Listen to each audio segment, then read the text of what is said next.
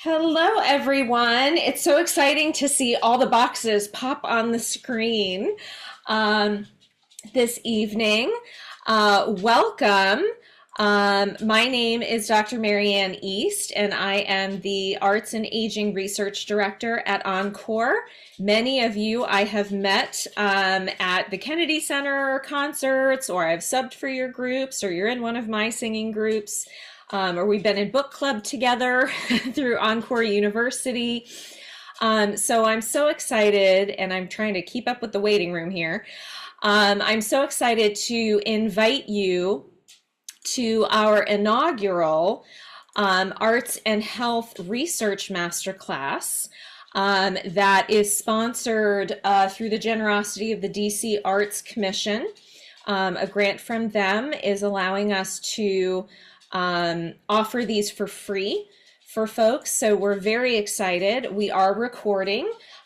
So the recording will go up on our website in a few days after we edit and clean it all up. But we're very excited to have you here. Our research committee is working to put together these master classes around what's going on in the world of arts and healthy aging and creativity, and all of the things that go along with that. So over the next year, we hope to have a lot of different voices, but our first voice in the room is Dr. Patricia Lambert, and we welcome her to give us kind of an overview of what's happening in the world of arts and health and aging. So she comes to us as a professor at the University of Oregon, where she specializes in nonprofit management, arts leadership, arts and health, and international public policy. Her research lies at the intersection of arts, humanities, social sciences, and engages four interrelated thematic areas of arts administration, education, international cultural policy, regional cultural planning and development, and arts in healthcare. So she's recently co-authored a book, Arts and Healthy Aging, which she's going to talk about this evening through the Oxford University Press, and that came out this past spring.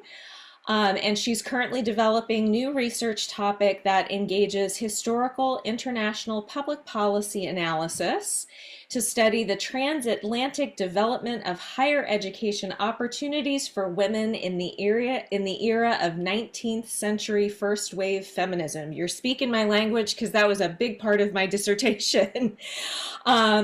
So we're very excited to have Dr. Lambert with us this evening. She's going to present her work for about 45 to 60 minutes.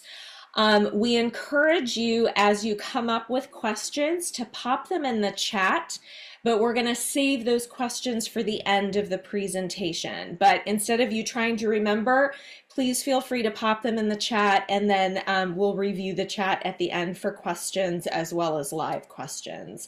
So without further ado, I'm going to turn things over to Dr. Lambert. Welcome. Well, thank you so much, Marianne. I am so honored to be with all of you on this first of your presentations, master classes that you're having the research domain. I'm honored to be with you. Thank you very much for the invitation. I'll just go ahead and get a presentation up and running, and we'll dive on in. Just as a reminder to all of you, please feel free to put your questions in the chat box. We'll be saving the questions for a question and answer session at the end of the presentation. So as you are aware, my name is Patricia Lambert, and I'm going to be speaking today about a new book publication that came out not too long ago called The Arts in Healthy Aging.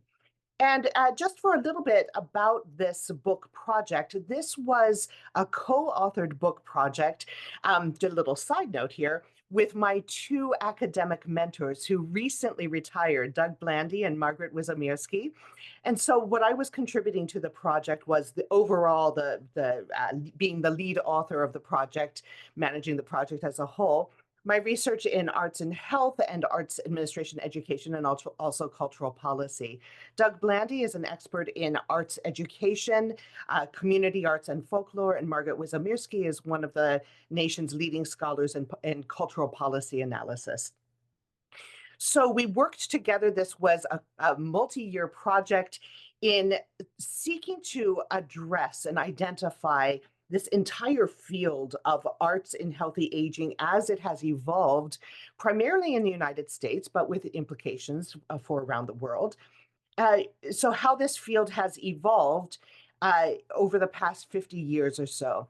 This book project in its final form that is now available presents a comprehensive study of research, public policy, and professional practice in the field. We investigate the why, the what, and the how of how the arts can be used in health in supporting healthy aging processes. We emphasize the visual, performing, and literary arts. We are very, throughout the project, we investigated arts programs that are offered for older adults in community settings, in healthcare settings, and also in end of life care. Again, we focus primarily on the United States, and we really sought for this to be a comprehensive approach to understanding how this field has evolved, how we can take on or build new theoretical approaches to the field, models, resources, their extensive timelines and reference lists and resource lists throughout. And then in the final chapter of the book, we also developed a number of policy relevant recommendations. So what I'm doing today is providing a brief overview over the entire book project to really highlight some of our major findings, lessons learned, and recommendations to the field as a whole.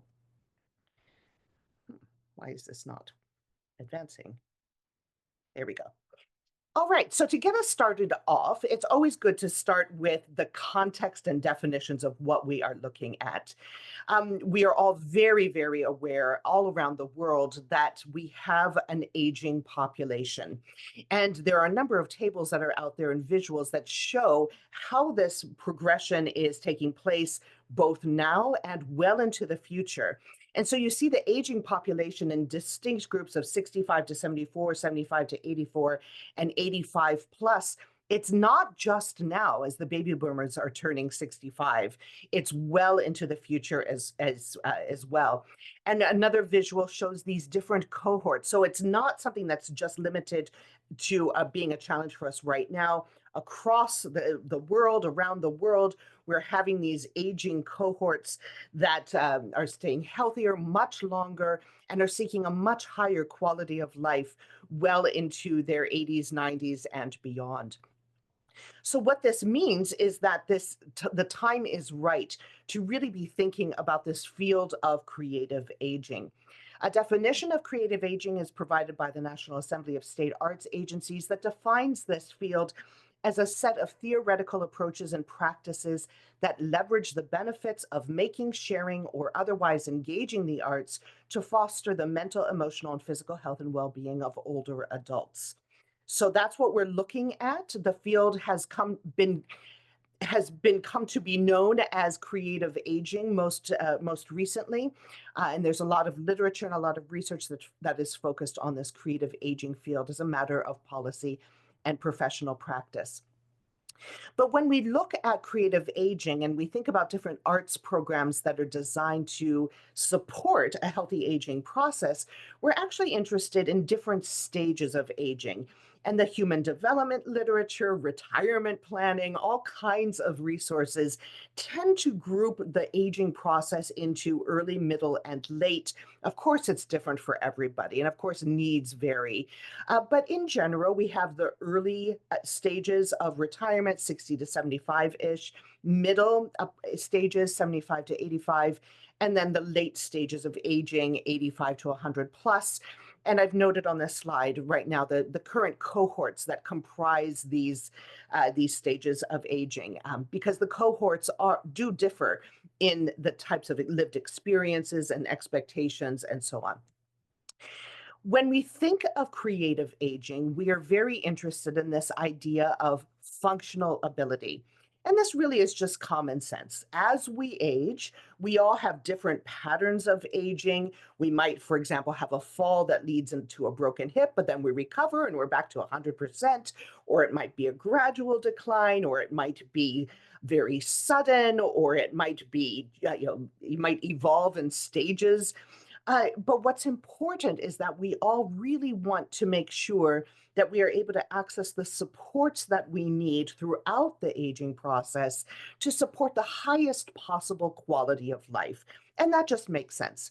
The arts and culture can play a significant role in supporting functional ability. And that's something that is a recurrent theme throughout our research. When we speak of healthy aging, the term healthy aging really is a very significant buzzword internationally, globally right now. Right now, in fact, we are in the middle of the WHO decade on healthy aging, which replaced their current or their previous focus on active aging. And so, healthy aging is about creating the environment and opportunities that enable people to be and to do what they value throughout their lives. Again, this is just something that makes sense. In our research, we also embrace the WHO definition of health, which refers to a state of complete physical, mental, and social well being. So, there's some important terms here as we're thinking about functional ability. It's not just being it's not just having an absence of a disease or a condition. It's also about total physical, mental, and social well-being. So we wanted to better understand what that means and how we can actually operationalize those concepts as we design policies and practices and programs that support older adults. So this idea of whole person healthcare, whole person health and well-being embraces this concept of supporting the health and well-being of the mind, the body, and the spirit.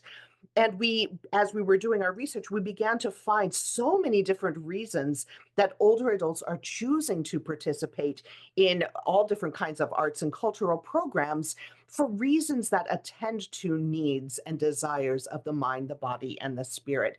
And all of those are important if we're thinking of whole person health and well being, which is the focus of our research.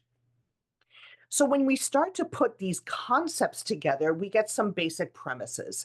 So we can argue convincingly that healthy aging is largely determined by the functional ability of the individual.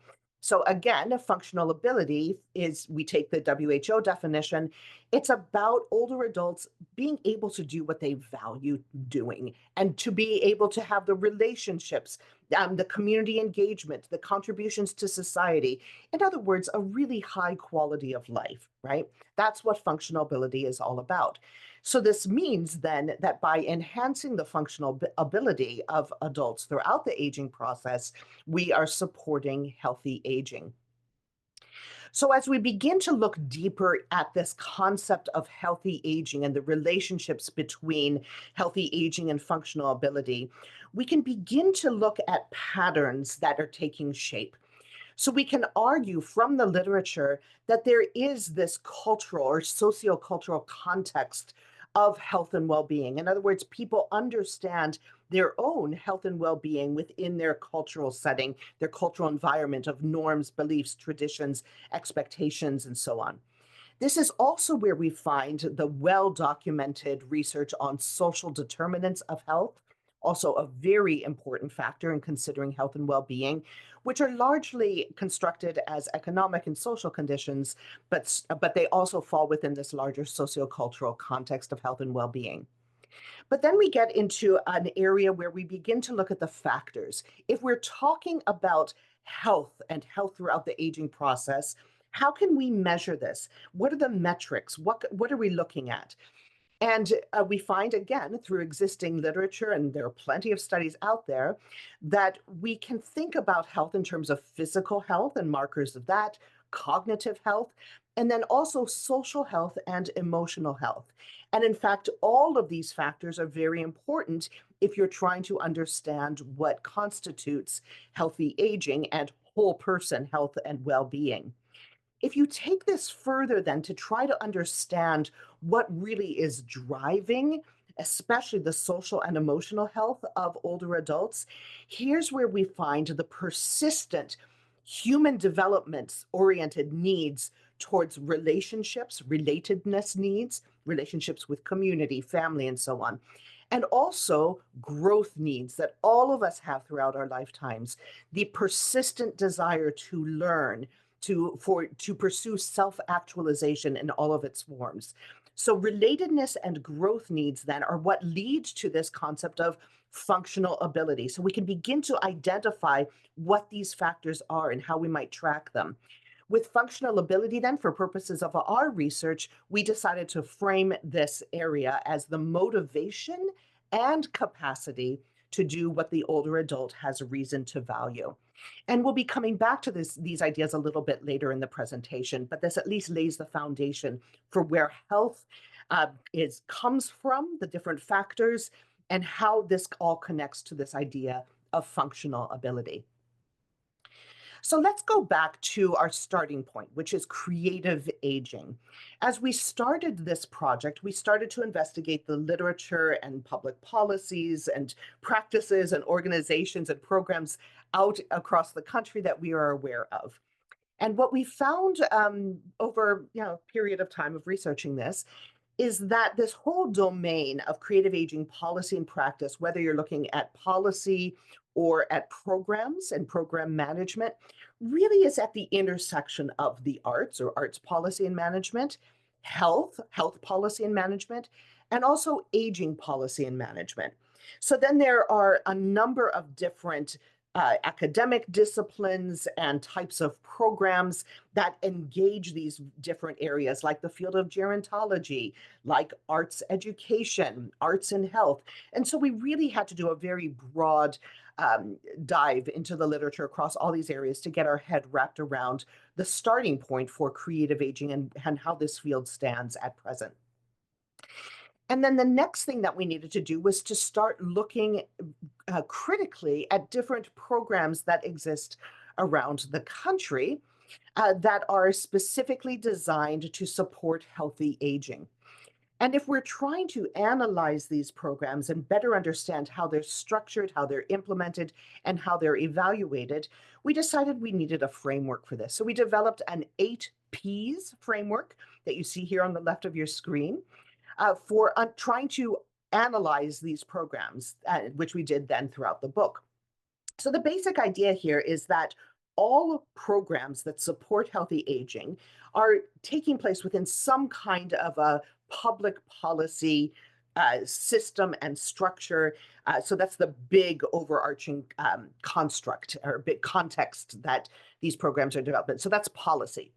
Then partnerships, the next rung in here in the square, is pertains to the institutional infrastructure that these programs take place in. So that's where you begin to have partnerships, collaborations, funding support, and so on. And then only within those contextual variables can you actually begin to study the program itself. So you have a program design, and different programs are manipulating different variables in designing how they will be implementing their program. So these achieve a certain purpose. They're designed to do something in particular. They involve different types of people as artists, as administrators, as partners. They take place in different locations, either within community settings, healthcare settings. They could be online, they can be on site, so many different places. And then participation takes place in a lot of different ways. So the form and nature of the arts engagement, is it active? Is it more observational? So there's a lot of different ways. And then at the core, it's about the person. And that's a really important factor that we'll come to again a little bit later on. So the 8 Ps framework just as a starting point here. Okay, so with this foundation, our next challenge was to tackle the enormous gaps in the literature associated with lifelong learning. So there's abundant education information out there, arts education, but there is very, very little that in terms of existing scholarship that addresses lifelong learning in the arts. And so we thought it was time for us to do something with that. As we all know, older adults engage in all kinds of educational, lifelong learning types of activities throughout their lifetimes, well into older adult, the decades of being an older adult. And our question was this: well, what motivates older adults to participate in arts programs, and what choices are they making on where to participate? And what we found through our study of looking at different forms of participation, different goals and desires for participation, is that there are a lot of factors in addition to the arts themselves that are really important. It's about personal connections, personal fulfillment, self actualization. Older adults have the same kinds of interests as adults of all ages. There's all kinds of different sites of participation. Older adults do tend to participate or prefer to participate in person. There's always a desire to learn something new. There's a desire to build communities, to bridge divides in our communities. And there's an expectation, correctly so, that arts and cultural organizations will be welcoming, accessible, and inclusive. So we dug a little bit deeper. Well, what characterizes lifelong learning in the arts for older adults? And through the scholarship that we were able to get our hands on, we found that repeatedly people are arguing that human beings have a capacity to learn throughout their lifespans. All of you here would definitely agree with that, I'm sure, because you're here to learn something and to engage in encore creativity as a whole, always interested in learning something new. And that we are constantly changing and evolving. This desire and capacity to learn never ceases. And so that's very important to recognize. Along with this is that we need to understand that people have different life courses, and our life course and our stage in our life, our perspectives on what we want our lives to be, are informed by a lot of different factors. And these are particularly important for older adults. Perspectives of the economics of aging, orientations towards retirement, and so on can be very, very important in individuals self-identifying where they are in their life course. So, but what we have found through the field of social gerontology and critical gerontology is that arts and creativity are influenced by age and the way that one's life is lived. So, how the life course proceeds. These researchers observe that creativity continues, grows, and renews itself across the lifespan. And that's certainly something that those of you involved with Encore Creativity can attest to as well. So, what do we know from existing research today? What do we know about the older adult learner? We know that learning by older adults is influenced by a number of different factors. And primary among these is the desire to deal with and to transcend physical and psychological changes. There's an ever increasing desire to bring meaning and purpose to life, and also a desire to serve others and to connect in a meaningful way with others. This is really important because these goals that go beyond just learning something new can infuse the work that we do in lifelong learning and all kinds of programs that are designed to support older adults. There's a concept, a theory, a conceptual frame called transformative learning that we found to be very useful in better understanding this desire for meaning and purpose and self-reflection and the continual lifelong self-actualization that we all have. It's a very useful theory. I'm not going to go into it in detail here, but it was very important to us in thinking about transformative learning, all about the relationship between individual growth and change and how this promotes social change and community building and so on. So a very important concept. Transformative learning in adult arts education was also a very important aspect of considering this research. Yeah, and to emphasize what this is all about, it's really about the learner being able to critically self-reflect, to make meaning, to actively participate in designing the learning experience and to express oneself in a much more complex way than simply memorization or learning by rote. So it's a much more complex way of thinking about education, and a very useful thing for all of us involved in the arts to be putting into mind. So, for older adults, arts participation and lifelong learning, there are a number of big takeaways in this lifelong learning domain. We have learned that transformative learning environments engaging the arts should be focusing on the whole person, so whole person health, and all of these various aspects of mind, body, and spirit. The sociocultural context, the history that that person brings is very important. And older adults really want to be co designers or co creators of their learning environment. They want to have input into what they're going to learn and how they're going to learn it. We know that older adults definitely have the desire and the capacity to learn throughout their lifetimes.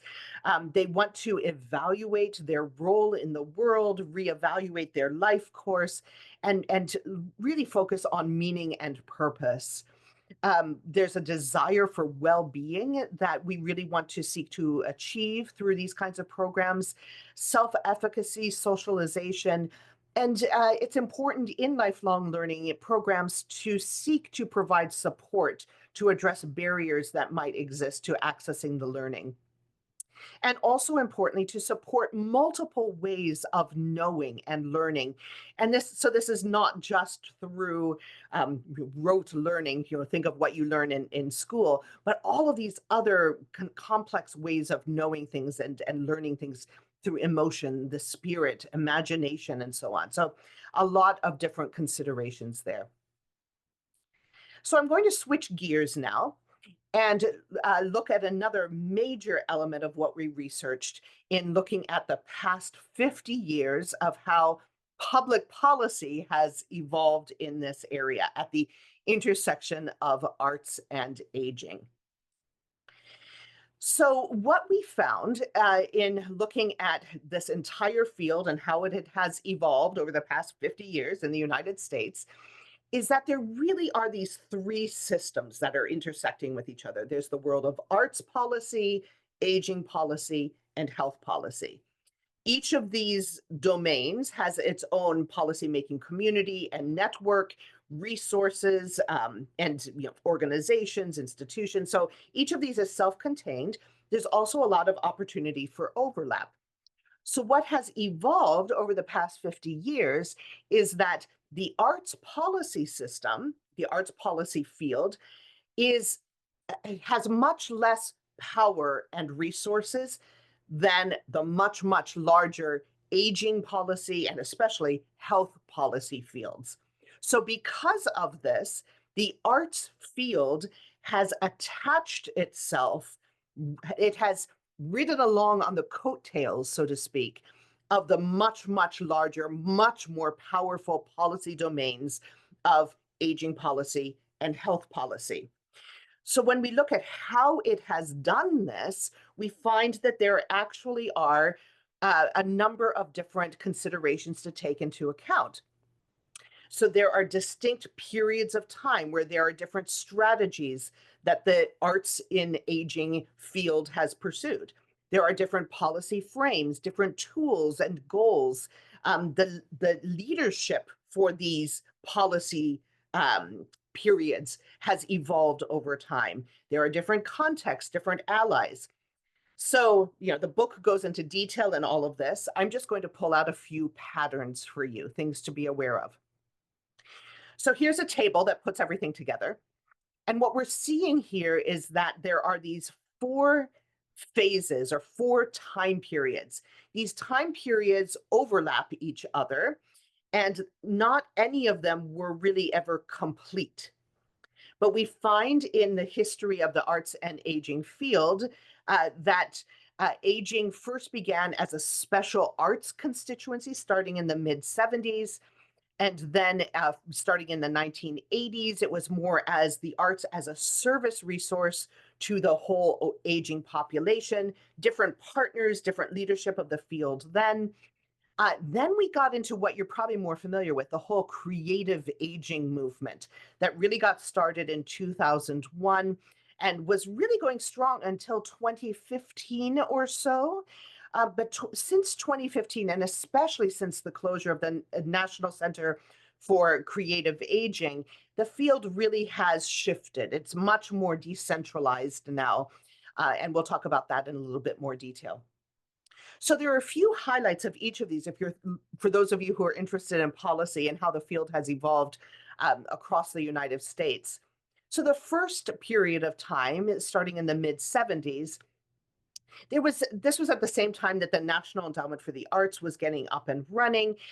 And interestingly enough, there was really a lot of resistance across the country at the time to trying to put forward an aging constituency for the arts. So it was just a very interesting, very, very different perspective on what it meant to be an older adult in that time period. This moved pretty quickly then into the next stage, where we began to see the National Council on Aging and the National Endowment for the Arts working much more closely together. There was a focusing event called the White House Conference on Aging that began in this time period. It has since recently ceased, but it was a really important national marker for bringing all of these people and fields together. In this time period, starting in the 1980s, there were some significant demographic shifts that started to take place. A much more powerful body of baby boomers that were thinking forward to their own retirement at that point. And there was a significant change in how older adults were thinking about their golden years, right? And thinking about what it meant to be retired and what kind of quality of life they wanted. And so there was very much of a shift to thinking about the arts as a service to support aging, right? And aging organizations, aging agencies in this time period. And then we got into the huge creative aging movement. And this period of time, the National Endowment for the Arts stepped back from direct national leadership in this field, was still very much of a participant and still is. But this really was marked by the rise of the National Center for Creative Aging. And for all of the research that was done on creative aging, which I understand also led to Encore Creativity at the time period. So very, very important time period. And the field kind of gelled around this concept and idea of creative aging in this period of time. But then we've gotten into our more recent period since 2015. Of course, this was our research. We had not yet had the re-election of President Donald Trump, but we have these markers and major shifts in federal priorities. Importantly, the National Center for Creative Aging was dissolved in the spring of 2018. And there really, since then, has not been another organization that has firmly come to the central coordination point for what's going on across the country. The Aroha Philanthropies, that used to be the Aroha Philanthropies, it's now called the Michelson Foundation, has emerged as the major private funder. And it's wonderful. And the programs that they provide are amazing. But it's kind of alone by itself out there. So that's kind of limited in what they can do. Of course, we had COVID-19. And then there are also, during COVID and afterwards, there have been a number of studies and ongoing research about the desire and the need for arts programs for older adults. So to wrap up in this area of policy that we're talking about, we've had these four major strategies, starting with the arts or aging as a special arts constituency or resistance to it, then arts supporting the aging agenda, then the whole creative aging, and now decentralization and significant restructuring. Throughout these 50 years and these four stages of public policy, there have been a number of positive effects. So we across the country have much better awareness of the potential and value of these fields. We've had tremendous models of arts and aging programs. There still is a great need and urgency to scale these up. We have deepening understanding of the policy systems. There's definitely the growth of programming capacity that we've seen. There have been some networks that have evolved at the national, state, and local levels. But we also have a number of gaps. Most recently, we've had significant loss in political and bureaucratic leadership and the infrastructure for the arts and in healthy aging agenda. We have committed but limited philanthropic leadership and support. There is a very underdeveloped advocacy alliance that could really benefit from significant investment. The field of healthy aging and creative aging programs is very limited in offerings that are provided to those older adults who are aging in place. And they're also, with the loss of the White House Conference on Aging, we don't any longer have a focusing event that brings all of these different policy spheres together. So a number of opportunities and challenges associated with that. Let's shift now to look at actual programs that are being offered across the country. So in this part of our research, we followed the natural aging process from being people who are able to fully engage in programs provided throughout their communities in all kinds of ways, to providing some support to those forms of interaction, to then ultimately looking at programs provided in healthcare settings that are designed to support specific conditions and diagnoses. So we're starting here with community-based programs for that support older adults. And as we were beginning to put together a typology here, we were trying to understand how these different types of programs are basically structured. And so we defined for purposes of our research that we're looking at people over the age of 60. You just had to choose a number. So we were saying, well, if we look at completely community engaged programs, these tend to be oriented more towards people, from 60 to, let's say, 85, but also, of course, are very open to others depending on their needs and desires. Over here on the representative types of programs, we have individual arts engagement, then distinct lifelong learning programs that are offered by community organizations of all kinds, to community engagement programs that are offered in communities. And then we begin to get into our healthcare programs, where we have senior center programs, residential communities, assisted living facilities, hospitals, and hospices. So we're starting right now in this presentation with looking at all of the ones that are listed on the left of the screen here as the community-based programs, and trying to understand how these work. So we were grappling with the question, well, what exactly is the community-based arts and culture sector? And so our community arts base for everything that we're doing, it's very, very localized. It's community focused, completely integrated in the everyday life of the community. It's shaped and informed by all kinds of different factors, also the desire for social justice. So community arts are at the community, at the local level. And that's indeed where we all find most of the types of programs and services that support aging in general, and then certainly arts and healthy aging.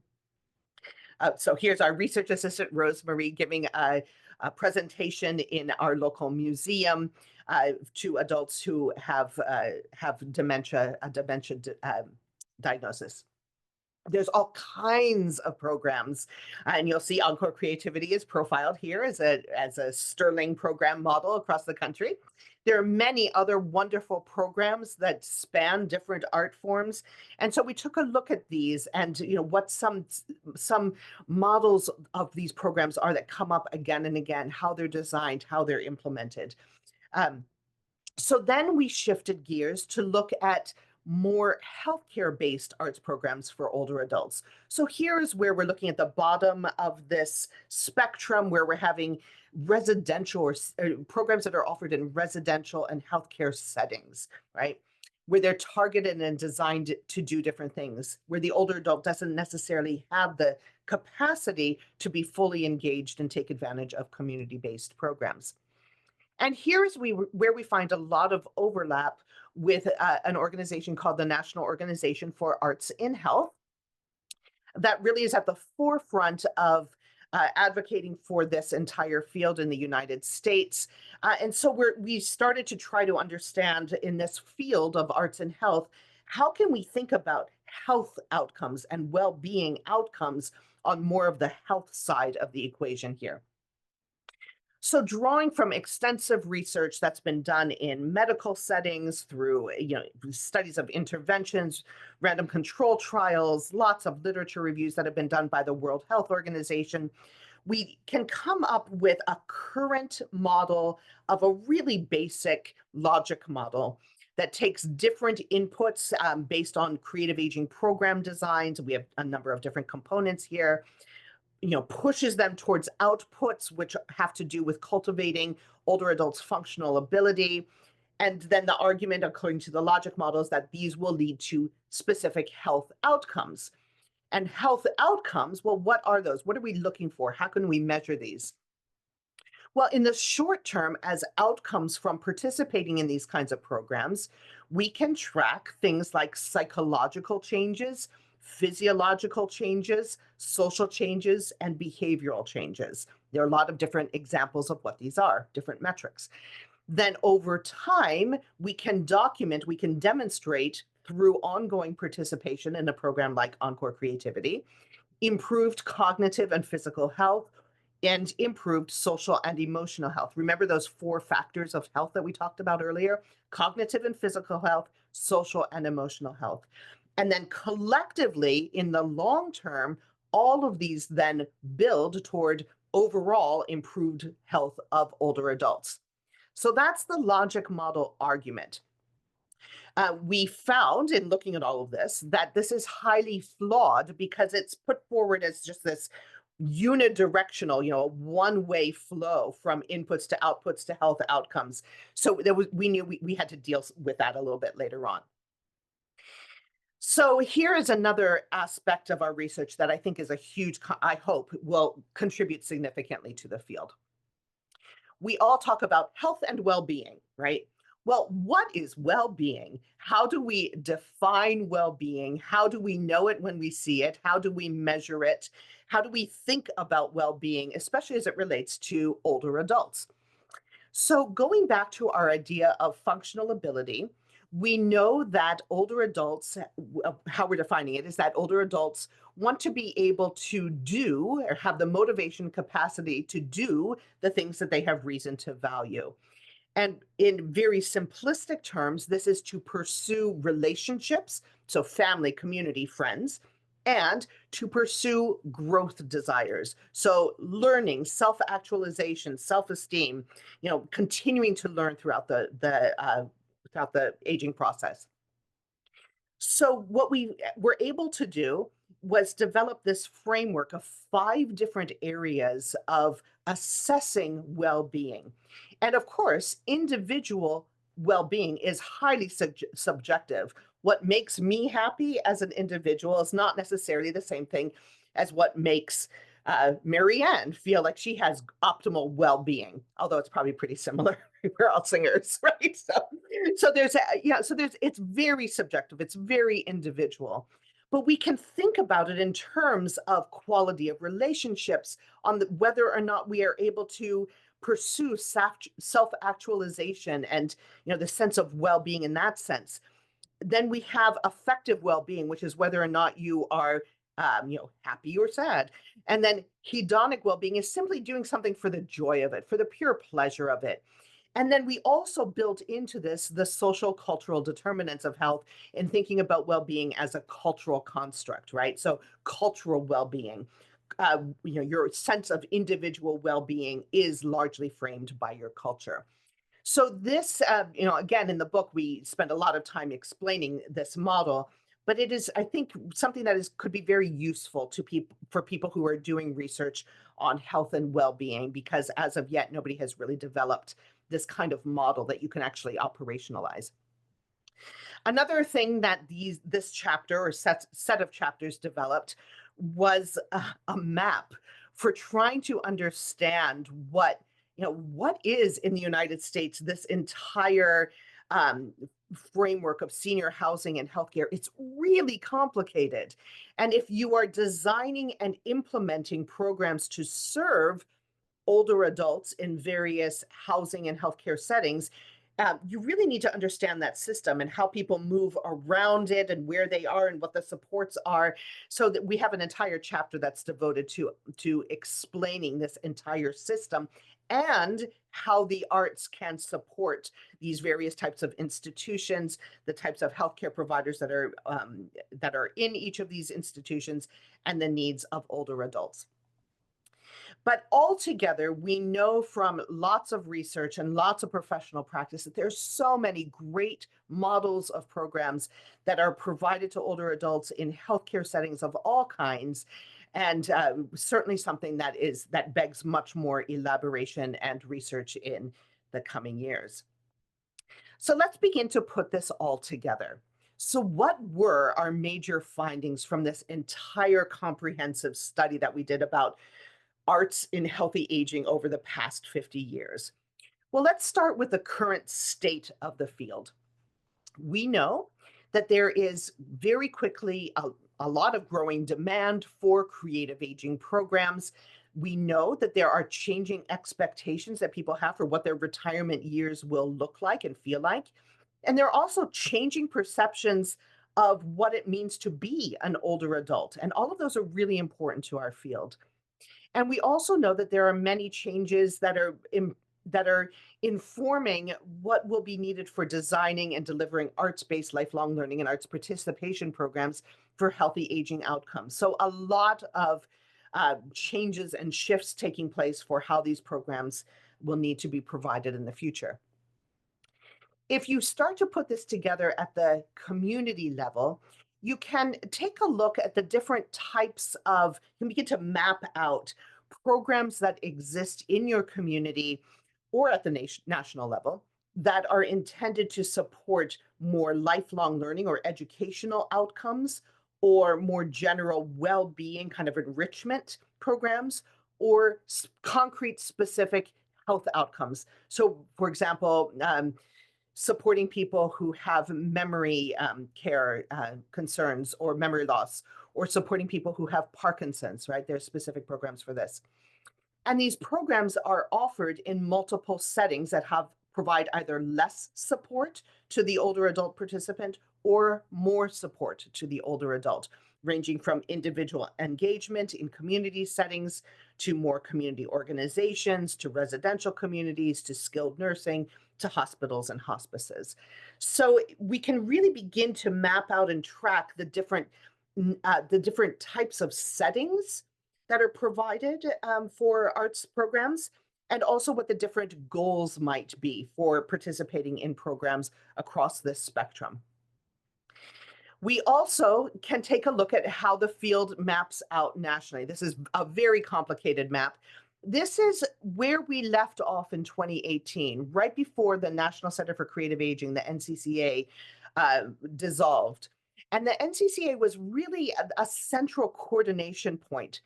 It's the right time now to revisit this national system and framework, and to figure out where the coordinative body could be.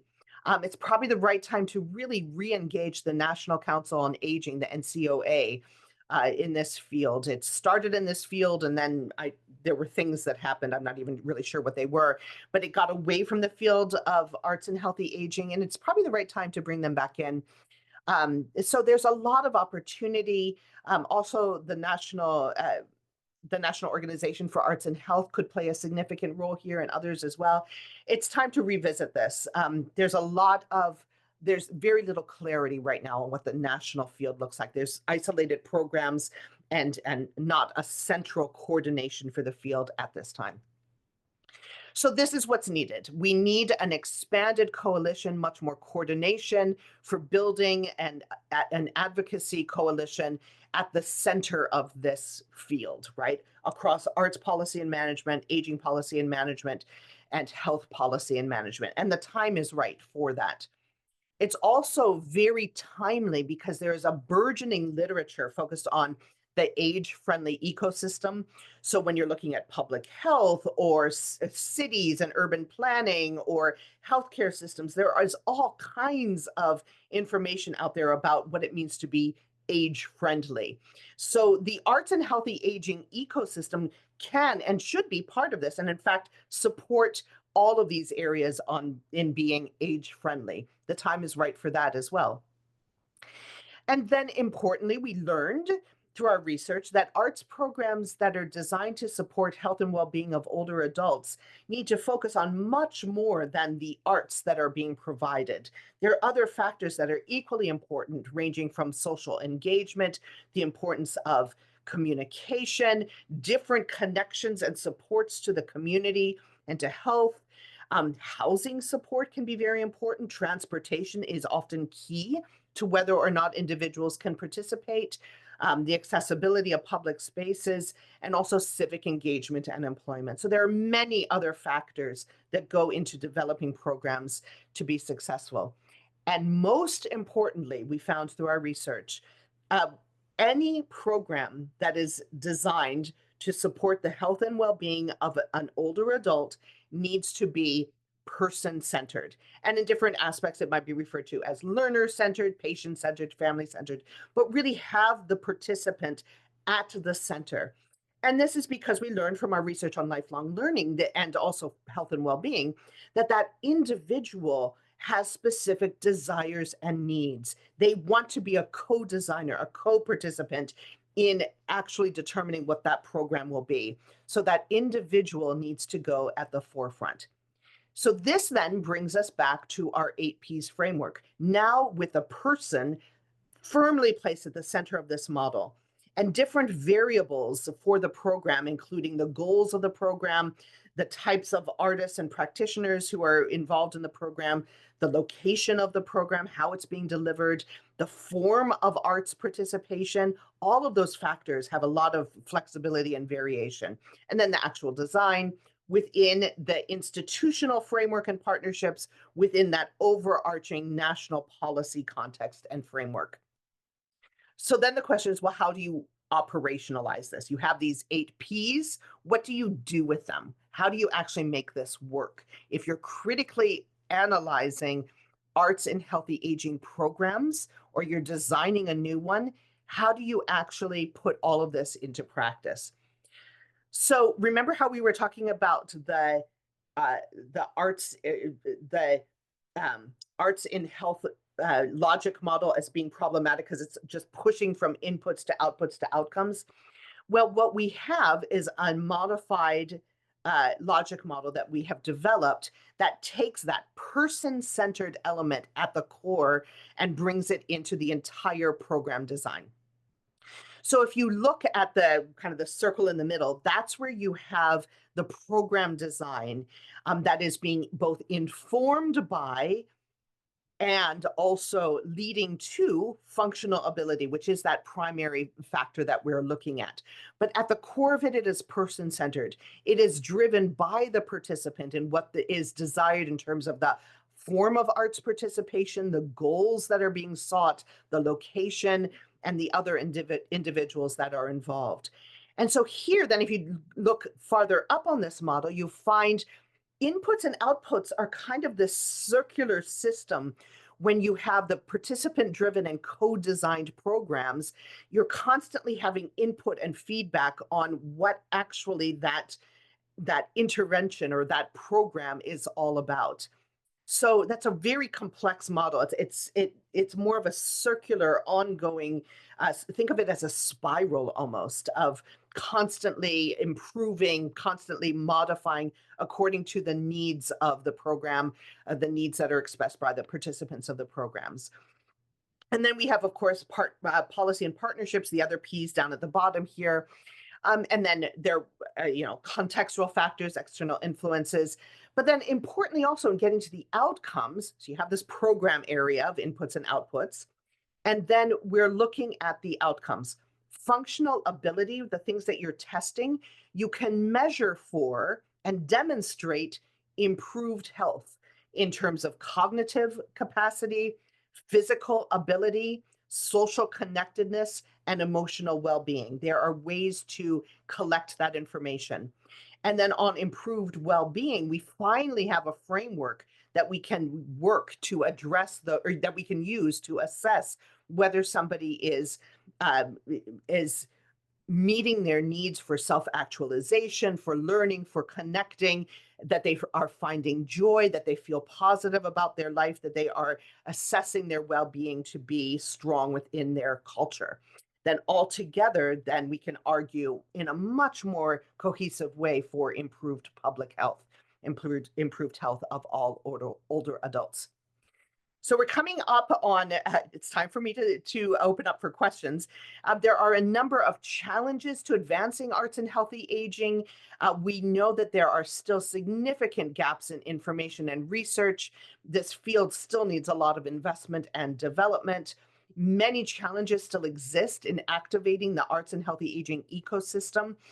So there's just a lot of structural and kind of capacity building needs that still exist in this field. But overall, looking at the past 50 years, we can clearly argue that this field is not new, right? The idea of using the arts to support health throughout the aging process is not new. Throughout the decades, there are communities of practitioners and organizations that have developed wonderful programs and initiatives and shared information. Most recently, this gelled around this idea of creative aging. But the time is right to rethink the entire system and perhaps reframe it as what we are arguing for, the arts in healthy aging ecosystem, to really be able to build on this global movement that's focused on healthy aging and all of the various related fields that support this field as a whole. And so as a final point, just to put forward, we hope that this book project, which was truly a labor of love for the three of us as co-authors, we hope that we have laid a foundation for this, and other researchers and practitioners will continue to move forward with the field. We've provided what we could in terms of history, theoretical analyses, historical perspectives, timelines, resources, logic models, so hopefully the field will find this useful for, across policymakers, researchers, students, and also programs and practitioners like Encore Creativity that are really seeking to advance this field on an ongoing basis. So with that, I will conclude, and I will turn it over to you, Mary Ann, for the discussion in whatever way you'd prefer. First of all, thank you so much, Dr. Lambert. It's a lot of information. Dr. Lambert came and presented to our research committee before the holiday break, and so this was even a more in-depth conversation than we had there. So thank you so much for kicking off this masterclass series and for visiting with us tonight. There's nothing in the chat, so I'm going to encourage folks. You should have a raise your hand button. Zoom changes like everything else with technology. I think it's now under React. But if you, that way we can kind of go through in an orderly process if there are those that have questions. One thing that I would like to start off by asking is, Dr. Lambert, if we want to read your book, where is the best place for us to find that? Yes, well, you can order it. The best thing, and I think I sent you, but I can also upload it into the chat here, or perhaps I should send it to you by email. Sure. There's a flyer with a discount. So discounts are always good. So I will send that to you separately, Mary Ann, as a follow-up to this so that you can share it with your community. Okay, wonderful. So the best price would be found directly from Oxford University Press with that. Okay, wonderful. Mary Paget, I see you have a question.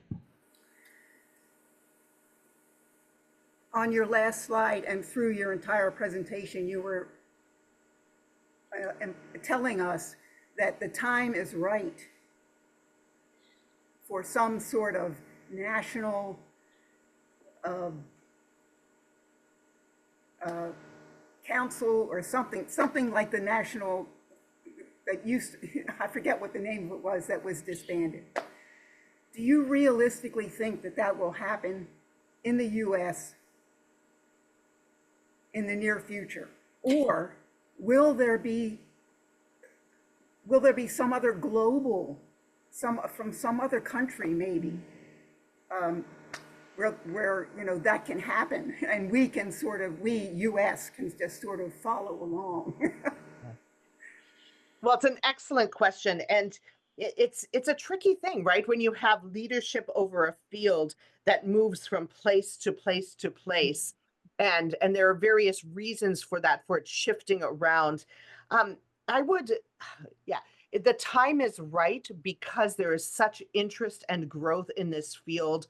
And then also within the field of arts and health, which is having just enormous growth internationally, that the time is right for key players who are in this field to work together to figure this out. It was a huge loss when the National Center for Creative Aging was dissolved, but there's potential, I would say, in particular among some of the national nonprofits and national agencies. So partnering with the National Endowment for the Arts, then also the National Association or Assembly of State Arts Agencies. There are service organizations like the American Assembly of Museums. There are other ones like Theater Communications Group, Symphony, the League of American Orchestras, so those kinds of organizations. The National Organization for Arts and Health would be very important here. And I'd really love to see the National Council on Aging embrace this once again. That's it. They don't report to me. So it's really going to be up to a coalition of the interested and the people who can group their organizations together. It's a challenge. It's anytime you have a decentralized effort to advance a field, it's enormously challenging, and there's no easy answer to it. Yeah. But the time is right. Following up on this, and Magali, I see your hand, but following up on this, Joan asked in the chat, why was that National Center for Aging dissolved? Do you know what happened? Yeah, so there was the National Center for Creative Aging. Mm-hmm. It's very confusing with all these names and acronyms. So the NCCA was the organization that was developed from the research, and now the name is escaping me. The one who did all of that research that led to your organization. Gene Cohen, yes. Thank you, Gene Cohen. Yes, Mm-hmm. sorry, name just escaped me. So that organization really took that orientation and ran with it. Why did it go away? I believe it was funding cuts, and that's what happens, right? When you have a significant loss of funding, they went away. The National Council on Aging, Joan, we see in your chat here, that is still going strong, but they're generally focused on other things like supporting older adults and having access to healthcare and basic needs support, and falls, supporting. They have this whole movement to combat falls, and many other things as well. They do have a really interesting program called the Aging Mastery Program, which Arts and Healthy Aging could attach itself to. So there is potential there to tap into other programs that they have. It's still going strong. Yes, I've applied to present at their national conference that's here in Arlington this spring. So hopefully that might be a link there. Fantastic. That's great. Let's talk offline about that a little bit. Magali, you've had your hand up. Yes. Yes. What is your question? Please do unmute. Thank you. Thank you. I don't know if it's a question. I just have a lot of thoughts in my head, because although I do, first of all, I love Encore's mission. I mean, I could be singing in other choirs in town. There's certainly plenty to choose from, but I chose Encore because I love the mission of promoting the idea, at least in my mind, this is the mission, right? that just because you turn 55 or more, you're not done, you know? And all this wonderful research that Marianne and Dr. Lambert have done and continue to do, is maybe I'm wrong because I'm not an expert in this area, but it strikes me as a silo, that is like a silo for all the advocates of healthy aging. And yet, even though the population in the United States and worldwide, the aging population is so great, right? Still, it feels like, well, aging is just not such a great thing, And so, you understand what I'm saying? It's still looked at as you have to fight to tell people just because I retired.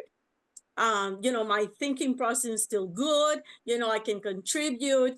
My voice, may not be as strong, as it was when I was 20, but it's still plenty strong. I mean, I can sing, I can learn, and it's not only with the arts, but with all the other, all other areas.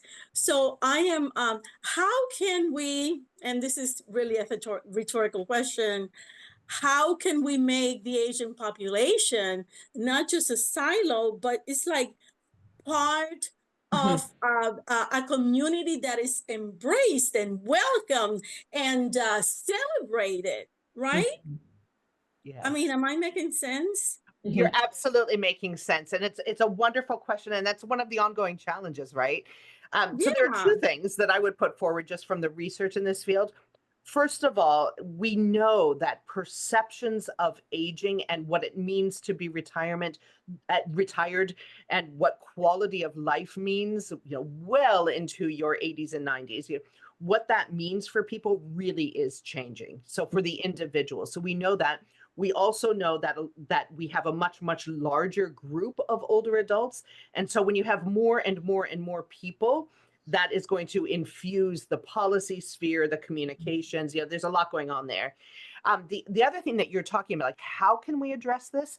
There's tremendous opportunity for intergenerational programs to try to seek to address in communities this perceived divide, right, between older adults and younger adults. And so lots of potential there, but your questions are spot on. And, why can't we all just love it and do it? Right? Yeah. It's a really good question. No, honestly, and I'll stop. I want to give everybody else an opportunity, but I do try to recruit for Encore. I have friends. I've been in church choirs for like 28 years. So I have people, my age who could belong. But as soon as I mentioned the mission and everything and, all these programs and 55 plus and what have you, it's like, well, I'm not sure.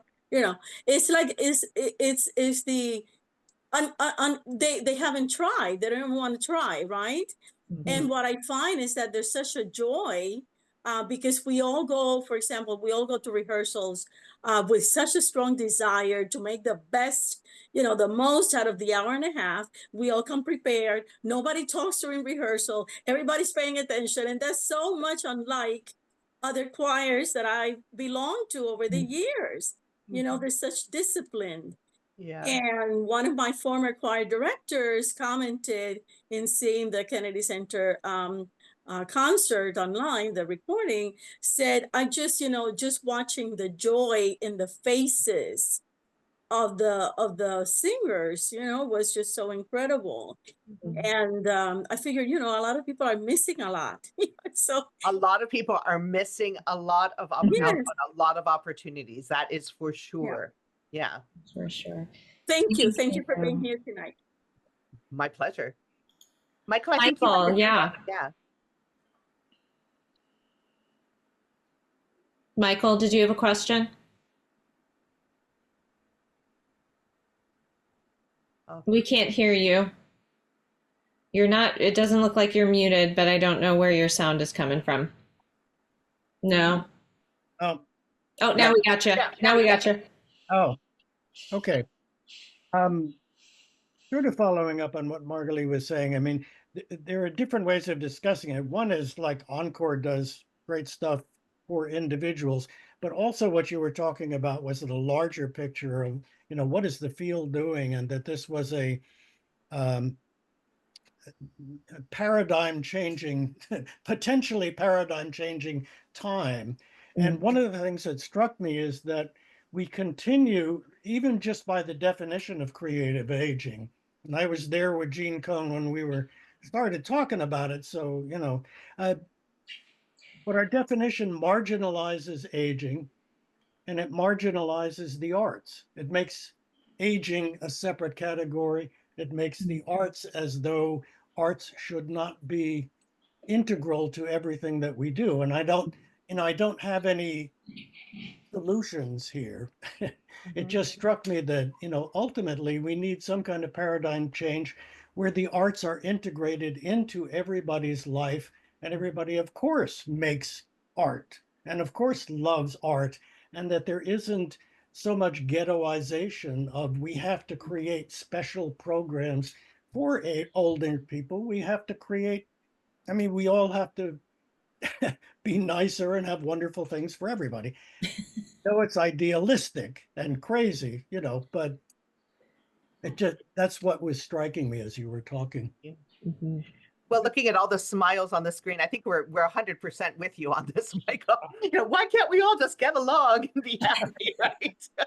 So, yeah, in the research that we were doing, we actually did define arts and culture very broadly, and so it could be as simple as reading a book at home by yourself. Engagement in arts and culture takes so many different forms, and especially if you're looking at all of the ways that people express themselves creatively, that's a much broader definition. And, it's certainly something with the definition, or I guess the applied definition of creative aging that got the field a little bit into trouble, because there's so many other things other than arts expression that can be considered to be creative, So, Right.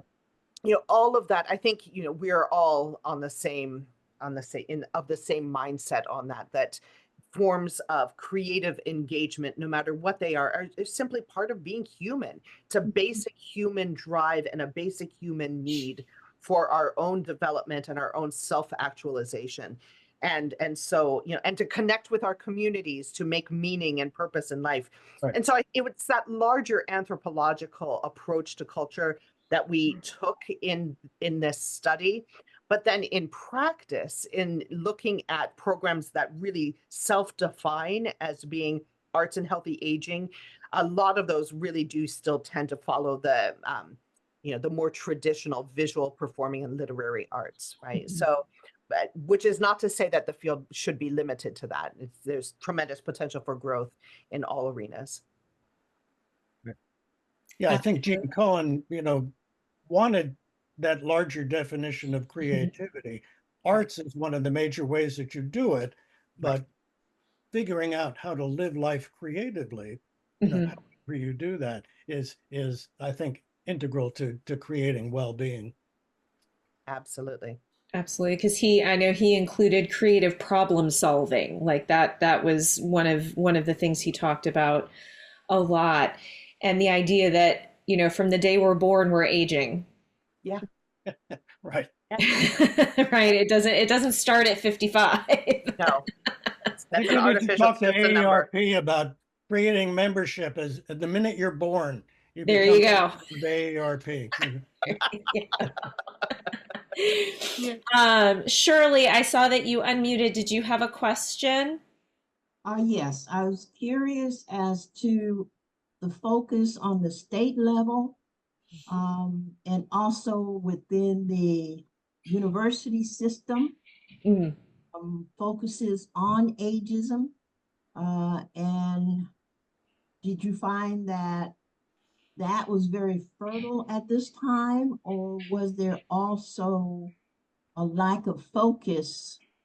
And I was shocked to compare a program that we have here in Wilmington, North Carolina, for a senior resource center compared to, say, New Haven, Connecticut, And the comparison is like minus for New Haven and 100 plus for Wilmington.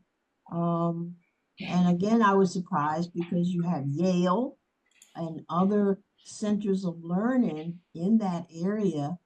So I was just curious. I know North Carolina has an active aging council and seeking input and so forth. So what did you find at the state level? Sure.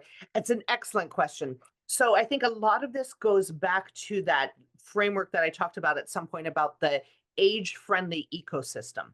Within the age-friendly ecosystem, there are a number of different divisions like age-friendly healthcare, age-friendly cities, and there's also age-friendly education, which at this point really still refers primarily to colleges and universities.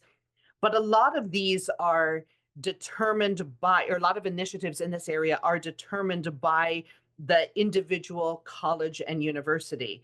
And so you're right, there is not consistency on programs and models. And, it really depends place to place, community to community, what kinds of opportunities exist beyond what's mandated at the federal or state level for access to education by older adults. So that's coming. So the short answer there is it really just depends. And there's no pattern yet that I'm aware of on what constitutes a particularly strong or weak framework for those organizations. But that's a separate area of research. So you were talking about universities, and then there was something else, and I've lost track. Marianne, or Shirley, what was the other question? Senior centers. Oh, senior centers. Oh, okay. So senior centers, well, that's a whole wonderful field. And actually, the National Council on Aging it has within its entity a coordinative body for a whole national framework of senior centers. And there are senior centers of all different kinds that exist around the country. These could be as informal as just a few people meeting in a church basement to being really robust senior centers that offer an array of programs and activities and health clubs. And again, it really varies community to community. So when you're doing national research on trying to understand this landscape, what you find is that there's a hierarchy, just like there is in any other policy field, where you have at the national level the Agency on Aging, and then there are area agencies on aging that have a role in different states and communities. But then the actual delivery and provision of services really is still at the community level and determined community by community on what is going to be provided, what kind of senior centers or aging support mechanisms or what exists. And so all of this begs much more research and much more study and also much more investment, I would say, because you're right, Shirley, there's tremendous difference in what older adults are able to access community by community. There's a severe lack of equity and inclusion that really needs to be addressed.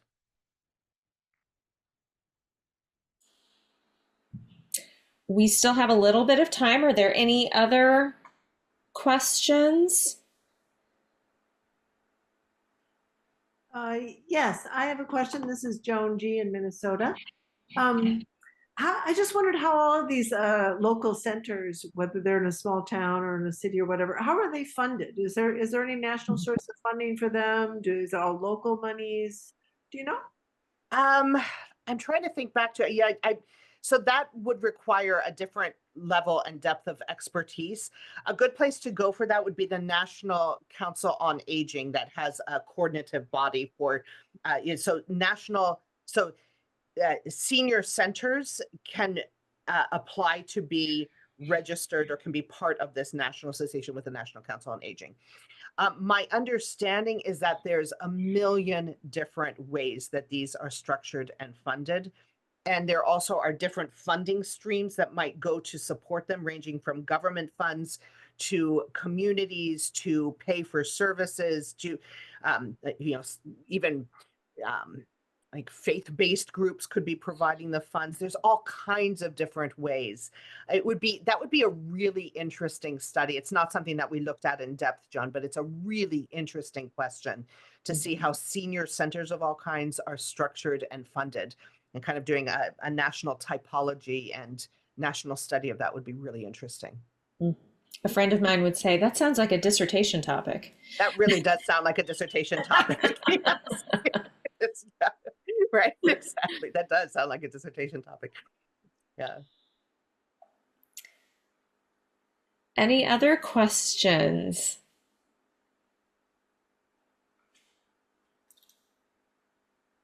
Well, I'll put out there that I'll share my contact information with Marianne and to follow up with all of you. And I'm always happy to connect to members of Encore Creativity, to answer any questions, to share anything that might be helpful to you. And it's been such a privilege and honor to launch this wonderful series that you're offering. And it's just, what's not to love about getting together with a whole bunch of singers, you know? It's a great thing, generally. So it's really wonderful. Thank you so much for the invitation, Marianne. Absolutely, absolutely. So join us next month. You'll see in the newsletter that in February, Dr. Sandra Quinn and I, who co-chair our research committee, are going to do a presentation about what's happening now that we've kind of heard the high level from Dr. Lambert. Sandra and I are going to take you through what Encore ourselves are focused on, at least for the next year. We're going to talk about all that data that you provided for our singer survey and what we're learning from that, as well as our different focus areas for the research committee for the year. So I want to once again thank you, Dr. Lambert, for kicking off this series and being with us this evening. Thank you to all of you who joined us and asked questions. This is recorded, and so it will be edited and put up on the website. So if there's somebody that you think of in your sphere that might be interested in seeing the video and couldn't come this evening, you'll be able to share that with them. So thank you so much, Dr. Lambert, and thank you, everyone, and have a wonderful evening. Thank you. Such a pleasure. Bye-bye. Bye-bye.